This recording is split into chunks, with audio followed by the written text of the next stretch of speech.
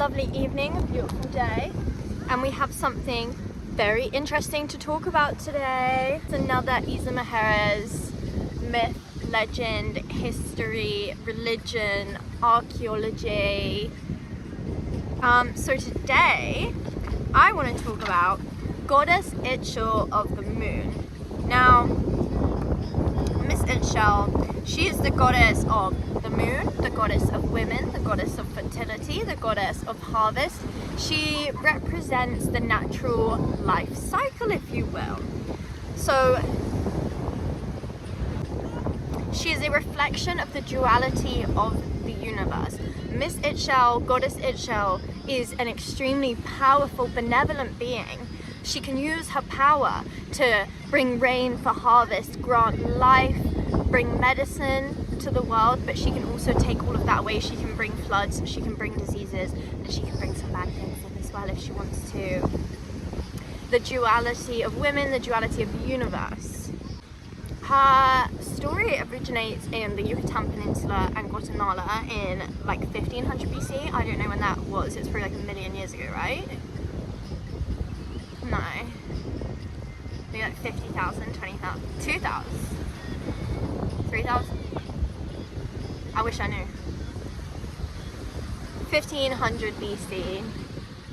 I genuinely think the Yucatan Peninsula is the best, most interesting, cool, amazing place on the planet, guys. I think the Yucatan Peninsula is the best place on Earth. I wouldn't want to live anywhere else, ever. I love the Yucatan Peninsula. I would actually like to start with a prayer. I need my other book. Yeah, I'd actually like to start with a prayer. I wrote this down a while ago. Okay, so this is a pretty common prayer to Ixchel. So, the rainbow light brings healing, blessing, and spiritual grace. According to unconditional divine love, the Divine Mother brings me all that I need with generosity and wisdom. I was like totally gonna use the mic. How's the audio, guys? Okay, I was like totally gonna use the mic, but I don't actually care, and I think it's fine. I mean, you can hear a little bit of music in the background, but it's just not that deep, is it? And if you care, then fucking click off this video, because if you're here for quality content, for good quality, cinematic, oh, truck. Oh wow, truck's coming, truck's coming. Honk it, honk it. Wow, guys, trucks. Can someone honk, please? Someone should totally honk. Honk your horn. I'm gonna wave. Honk your horn. Hello. He waved back. He waved back. Yes! Yeah!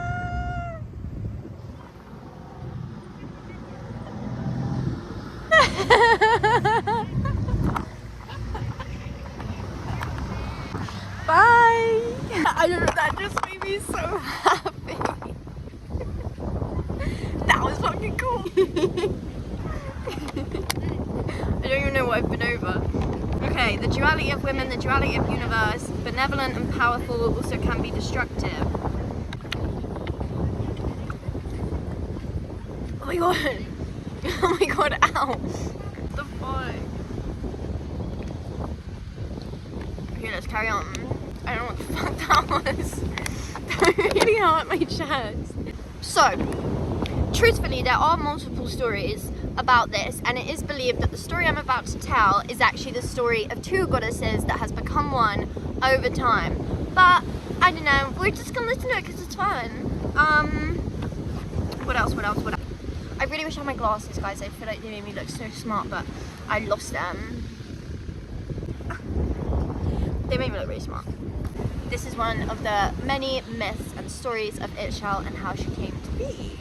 So it all started when Ixchel was watching a spider at work and seeing him weave a web, and she was very inspired by him and she was admiring him and thought, I can do that. But she uses this inspiration from the spider weaving his web to become her own weaver, and this is how she became the goddess of textiles and weaving, because this is now her thing that she likes to do. And as always, there was a man watching her, preying on her, admiring her, praying. This was the sun god Ixchel. I tried to write it down phonetically, but I feel like I'm still saying it wrong. Ixchel. He was impressed with her work, he took an interest in her, and Ixchel, the goddess's grandfather, did not approve of this man, of this connection. He would not let the sun god anywhere near Ixchel. He was possessive over his granddaughter. So what the sun god did, he had in my eyes. So then the sun god turned himself into a hummingbird to go and find her as a hummingbird. And she's obviously like, oh, this is a really cute bird, Granddad, please can we keep it? Can you capture the bird so that I can keep it? The Granddad shoots the bird with a dart, injuring it. Ixchel, being the kind, generous, loving, healing woman that she is, takes in this hummingbird and nurses it back to health. She uses her healing powers, and as the bird is healthy again, its wings can work, it can fly, the sun god turns back into himself. And he's like, oh my god, hey, thank you so much for saving me when I was a bird. Do you want to come with me and not live with your grandfather anymore? Come live with me. And she's like, yeah, sure, let's go. And then they get on a canoe boat and they are starting to cross somewhere, I don't know. But the grandfather caught wind of this and was not very happy with this decision that she had made. So then he sends the storm god to go and sabotage their journey, and they're on the canoe. Storm breaks out. Ixchel's like, fuck this, jumps into the ocean, turns into a crab, lightning bolt sent by the storm god strikes through the crab, through her, piercing her heart and killing her. Rest in peace, Ixchel. And Ixchel's dead, and hundreds of dragonflies come and they make a big crowd of dragonflies all over her. That the dragonflies took 13 logs and they carved them, hollowed them out, and did a bunch of shit to them over 13 days. And then on the 13th day, they burst, and Ixchel rose. And wasting no time, Mr. Sun God comes along and is like, oh, will you marry me? Will you marry me? She's like, yeah, let's get married. And so they get married. Happily ever after. Not. So she's living with the sun god. They're happy in marriage. So the sun god's brother visits quite a lot, and you know, Mr. Sun God is jealous, insecure. So he's like, oh my god, Ixchel, I'm jealous, I fucking hate you. And he starts mistreating her. Ixchel's mad. She's furious with her husband. Devastated and furious, Ixchel sits on a riverbank, staring off, just thinking about how much she fucking hates her bum-ass husband, when a feather appears and behind her a giant vulture is there. The vulture says, hey girl, I can see your stitch. I can see your man hates you, you hate your life. Come with me to the mountain kingdom. So when she goes over there, she ends up meeting the vulture god? The vulture king, my bad. The vulture king. He was kind, he was fun-loving, he was a nice guy, and so they built a life together. The sun god heard about this and he was furious. He hid inside a deer carcass until a vulture, hungry vulture, came down, and then he hitched a ride with the vulture to the mountain kingdom to go and find Miss Ixchel. When he gets there, he's like, I'm so sorry, please take me back, I love you, I didn't mean anything I said. Ixchel's like, I feel bad for him. Yes. You never get back with an ex. That's like shoveling the shit back up your ass that you just shat out. And that's fucking vile. Anyway, Ixchel did that. So none of us are perfect, even the goddess isn't perfect. She took pity on him, she went back. And of course this guy starts quickly showing his fucking true colours again, doesn't he? They have like a big argument, and he uses his rays, his sun rays, to strike her in the face, dimming her rays. And taking away her shine, her sparkle, her rays, her glow. Fucking men. Ixchel is heartbroken, devastated by what this man has done to her. Ixchel flies off into the sky, vowing only to appear in darkness. She makes friends with the stars and works with them, using their light and her rays to illuminate the sky at night to protect travelers and people traveling at night in darkness. As the moon waxes and wanes, as does she. She represents the natural cycle and feminine power, and with each cycle she is reborn, allowing maidens to fall in love.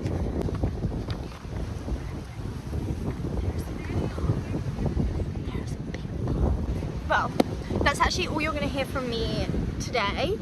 However, in the morning, I'm going to go to the temple of Ixchel on this island.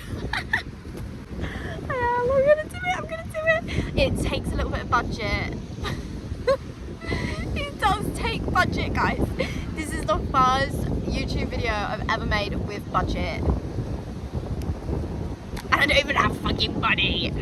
But I want to go. So at sunrise tomorrow, I'll see you there, where we will cover the archaeology discoveries,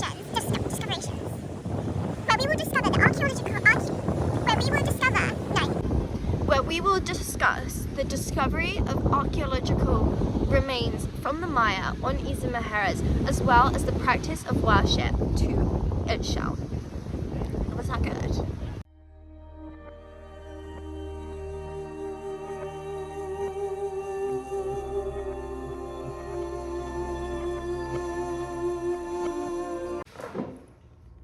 Hi. I want to check how far it is. I woke up at like 5:30 or 6. It's about 7 o'clock now. Sunrise is in half an hour, so I'm gonna head over.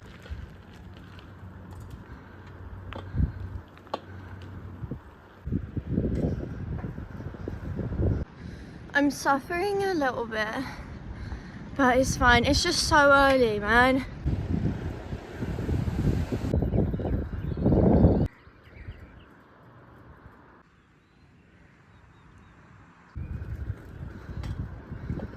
Okay, I'm on foot now because it said pedestrians only. Oh. 100 pesos well spent.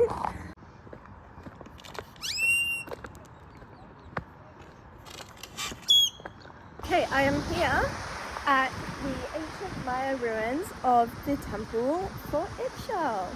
The rainbow light brings healing, blessing, and spiritual grace. According to unconditional divine love, the Divine Mother brings me everything I need with generosity and wisdom. Okay, so here I am on the southernmost tip of Isla Mujeres at the temple to the Goddess Ixchel, the goddess of the moon, and much more.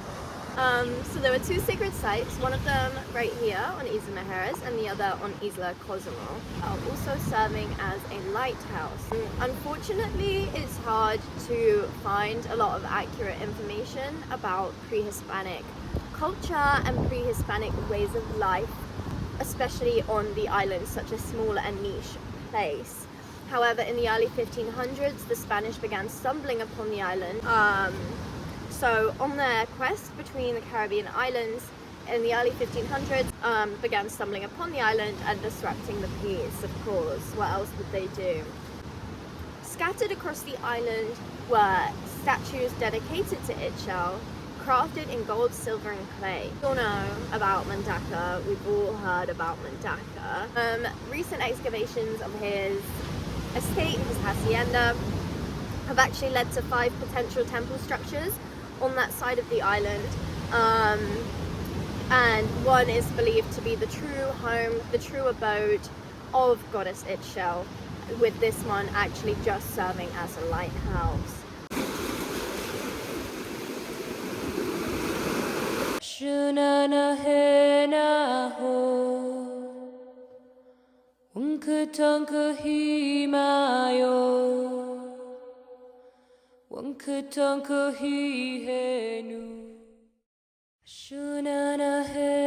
I'm out of marble. I'm flipping around. Wicked whiz, wicked whiz.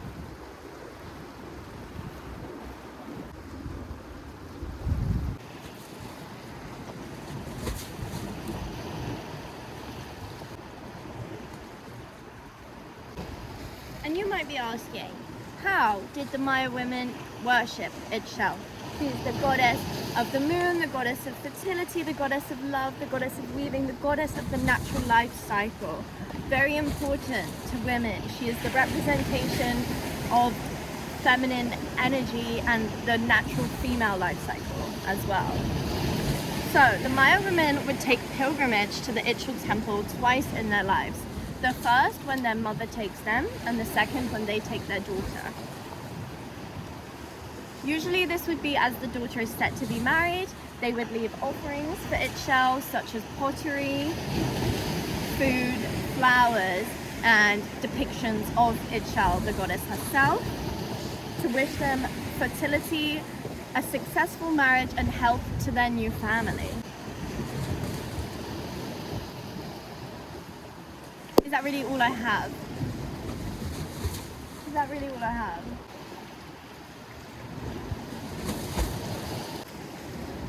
So the goddess of Ixchel has been a very important figure for women for a very long time. And I think Ixchel is still a very important part of life today and a huge part of this island. And I do believe that she is here and that her energy and her spirit lies on and continues to help and heal, and maybe even cause harm to people here on the island. Madam Marble, flip it around.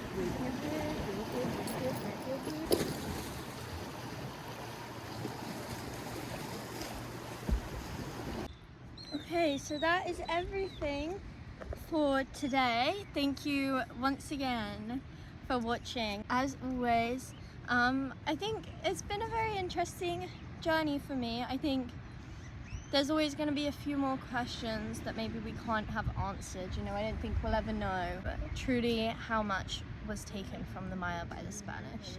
And as I'm sitting here, I can see a lot of very old looking structures and a lot of land, and it's just got me thinking about Mandaka and how much he stole. So I guess there's always unanswered questions. Okay, see you next time. Thank you so much. Like and subscribe, comment, everything. Thank you.